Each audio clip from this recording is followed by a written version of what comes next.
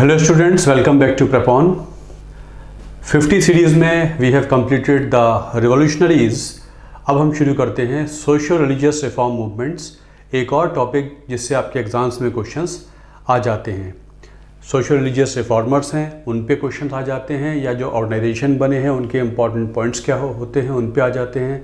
तो let us discuss through this videos certain important reform movements of 19th century which also played a very important role in the freedom struggle। जो freedom struggle का जो cultural basis था, जो motivational basis था, उसका आधार रखने में इन मूवमेंट्स का, इन लीडर्स का बहुत इंपॉर्टेंट सहयोग रहा। तो हम रिफॉर्म ओरिएंटेशन से इन मूवमेंट्स को देख लेते हैं, चाहे वो सपोर्ट ऑफ राम मोहन रॉय हो, या विवेकानंद हो, या स्वामी दयानंद हो, या ज्योतिबा फूले हो। गुड नंबर ऑफ रिफॉर्मर्स पर देयर इन 19th सेंचुरी। चलिए उसको समझते हैं और आगे बढ़ते हैं। सो वी नो कि the English captured India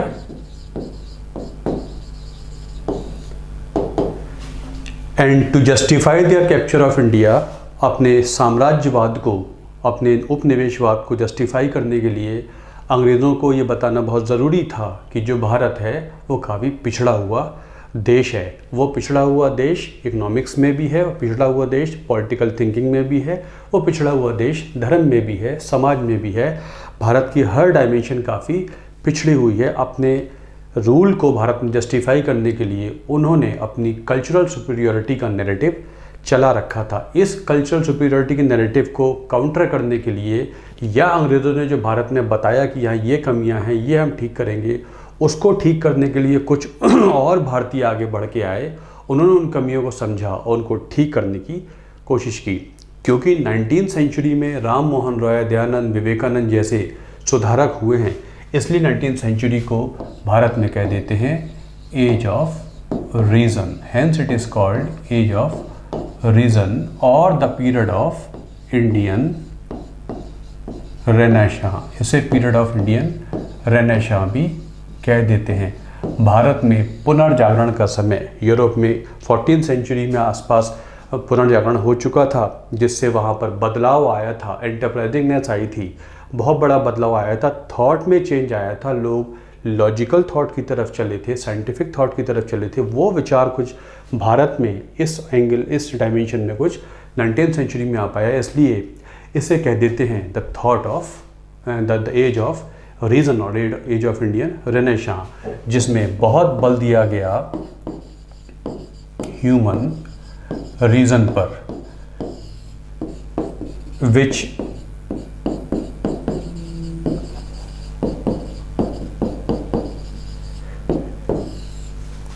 fostered critical thinking. Human reason plays a very important role, was the thought of Ram Mohan Roy. Human reason is very important. जितनी रूढ़िवादिता है, ऑर्थोडॉक्स थिंकिंग है, जो customs हैं, traditions हैं, विचार हैं, beliefs हैं, इनको स्क्रूटनाइज करना होगा, इनको क्रिटिकली थिंक करना होगा।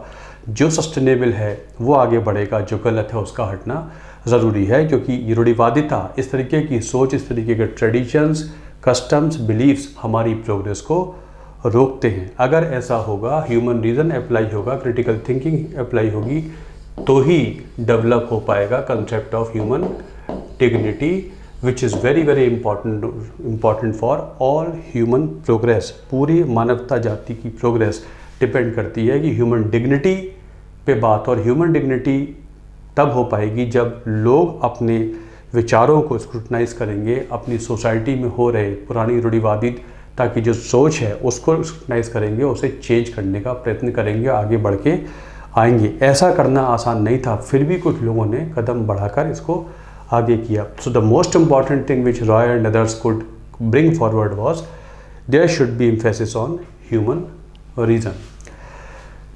ये जितने मूवमेंट्स हैं कहलाते हैं सोशो रिलीजियस रिफॉर्म मूवमेंट। ये सारे के सारे सोशो रिलीजियस रिफॉर्म मूवमेंट कहलाते हैं।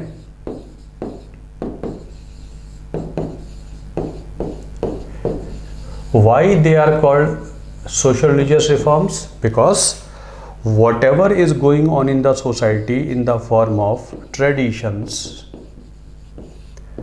or customs or belief pattern, they all draw their sustenance from religion.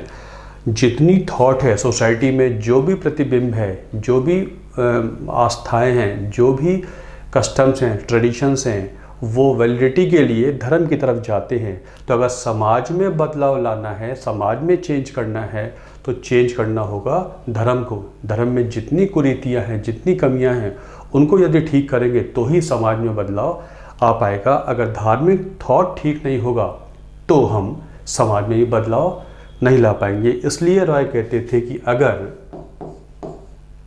जो हमारी बुक्स हैं, जो हमारे शास्त्रार्थ हैं, उनसे डेविएट भी होना पड़े तो डेविएट हो जाना चाहिए।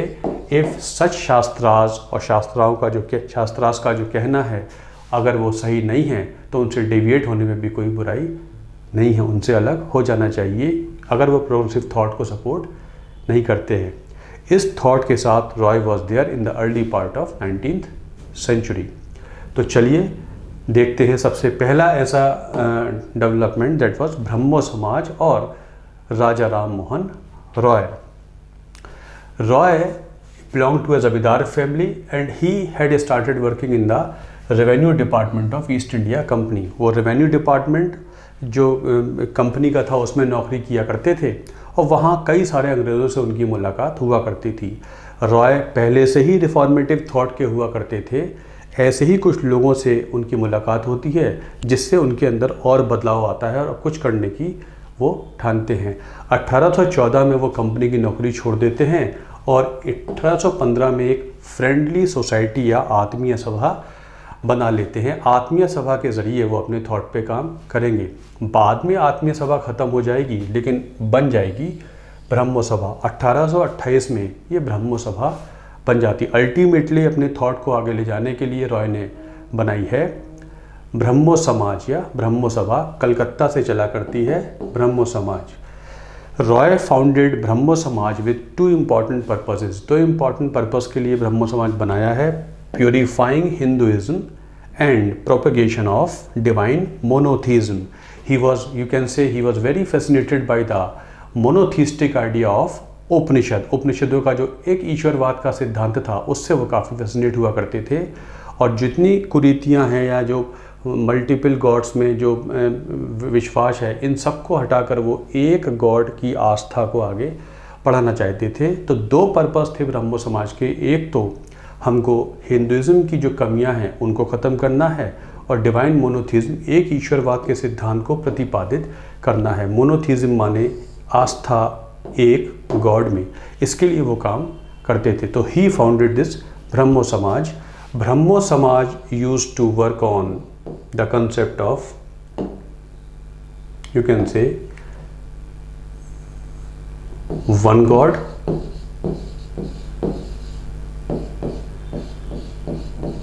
no priest, कोई प्रीस्ट नहीं होगा। जो पुरोहित वर्ग है इसने धर्मों का गलत रूप पेश किया है, इसलिए ये जो ब्रह्मो सिस्टम है इसमें कोई प्रीस्ट नहीं हुआ करेगा, इसमें एक गॉड की आस्था हुआ करेगी। ये सोच के इन्होंने बनाया था ब्रह्मो समाज। और इसमें अपने थॉट को डेवलप करने के लिए all the members of Brahmo Samaj will work on the concept of human reason. They will put their reason to work. उस पर बेस करके जो आस्था और बिलीफ बनती है उसको सस्टेन करेंगे। So it was, you can say, in fact it was not a religion. सही मायनों में वो रिलीजन नहीं हुआ करता था। It was a group of people who wanted to go for improving the thought may be derived from religion. तो ये ब्रह्मो विचारधारा होती थी जिसमें एक गॉड पे काम करना है, एक गॉड की आस्था को डेवलप करना है और कोई प्रीस्टली क्लास का रोल इसमें नहीं हुआ करेगा। सारे मेंबर्स ह्यूमन रीजन के ज़रिए अपने थॉट को डेवलप करेंगे और कमियों को दूर करके अच्छाई को धर्म में इन्फ्यूज़ करेंगे। सो इन दो पर्पजेस से उन्होंने ब्रह्मो समाज शुरू किया है। As I have told you, he applied rationalism to understand religion. धर्म को समझने के लिए उस पर तर्क करना बहुत ज़रूरी है और जो तर्क के हिसाब से होगा वही आगे बढ़ना चाहिए। In order to propagate the rational ideas अपनी बात को आगे बढ़ाने के लिए 2 किताबें भी लिखते हैं। तोहफ़ात उल मुवाहिदीन गिफ्ट टू मोनोथीस्ट, एक ईश्वर में विश्वास करने वालों के लिए तोहफ़ा गिफ्ट टू मोनोथीस्ट, उन्होंने फ़ारसी में लिखी है, पर्शियन में लिखी है। It was not that Roy was critical of Hinduism only, he was also critical of Christianity. For this purpose he wrote a book precepts of Jesus, a guide to peace and happiness. इसमें उन्होंने जो Bible है, जो Christianity का जो moral और philosophical angle है, उसको आगे लाए हैं और उसमें जो मिरेकल्स वगैरह जो बताए गए हैं उनको उन्होंने क्रिटिसाइज़ किया है। तो he was critical of Christianity also, उसके बारे में भी किताब लिखते हैं कि जितने ये आडंबर वगैरह बताए गए हैं ये सही नहीं है। हाँ, जो उसका मॉरल फिलॉसफिकल एंगल है वो आगे बढ़ना चाहिए। इस दिशा में उन्होंने एक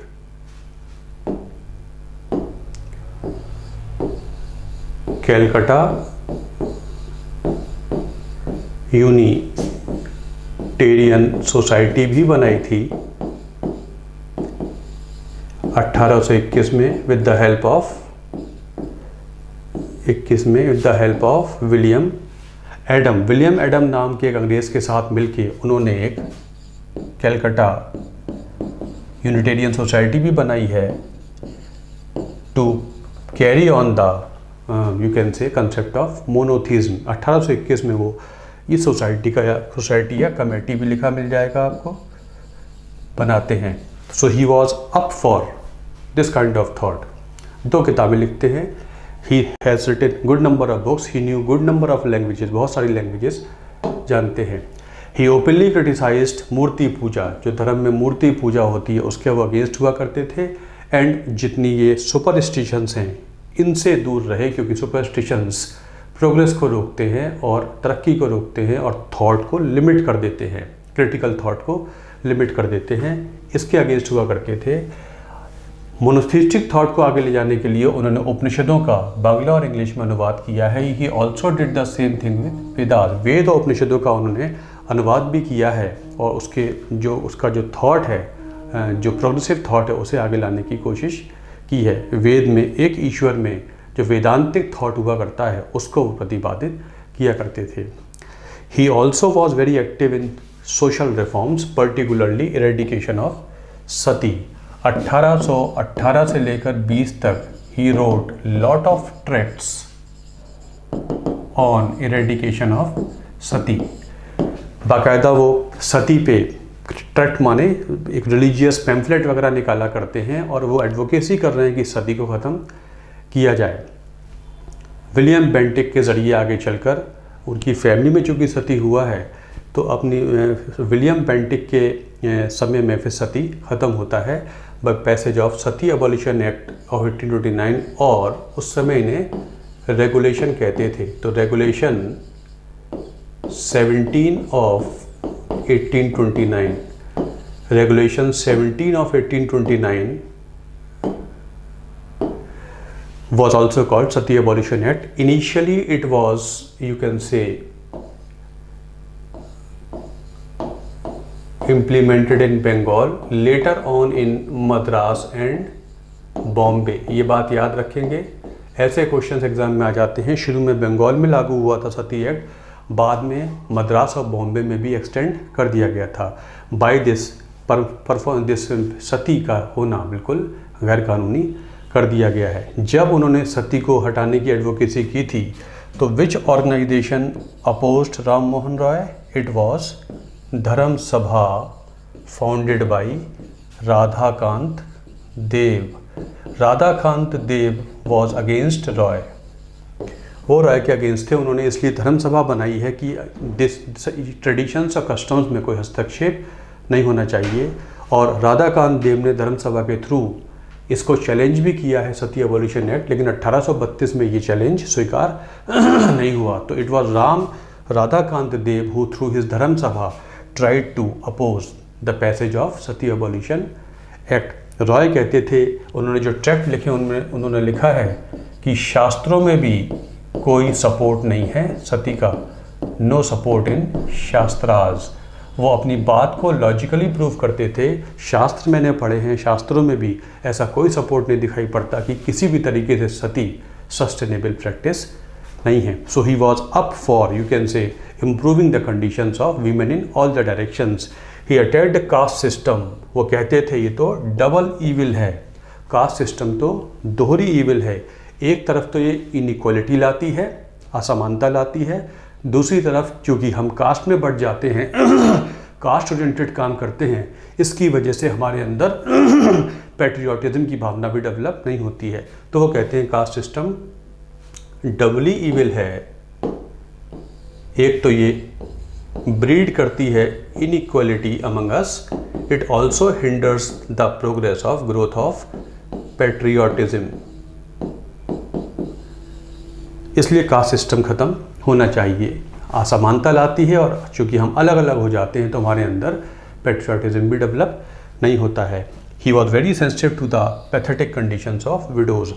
महिलाओं की चाहे एजुकेशन हो, चाहे उनके लिए इक्वलिटी हो, उसके लिए वो एडवोकेसी किया करते थे और विडो रीमैरिज के वो प्रबल समर्थक हुआ करते थे. चाइल्ड मैरिजेस के खिलाफ वो काम करते थे. He was also supporting education a lot. वो जानते थे कि ये जो मॉडर्न एजुकेशन है it only can lead to progressive thought among Indians और प्रोग्रेस ऑफ इंडिया. अगर if India has to move shoulder to shoulder with the rest of the world, India has to improve her education system. ऐसे वो support करते थे. पश्चिमी शिक्षा बहुत ज़रूरी है. पश्चिमी शिक्षा का जो साइंटिफिक थॉट है वो भारत में आना चाहिए. जो धार्मिक शिक्षा भारत की है, धार्मिक शिक्षा एक एंगल पूरा करती है शिक्षा व्यवस्था का, वो संपूर्ण या पूर्ण एंगल नहीं होती है. Holistic education is necessary for this purpose.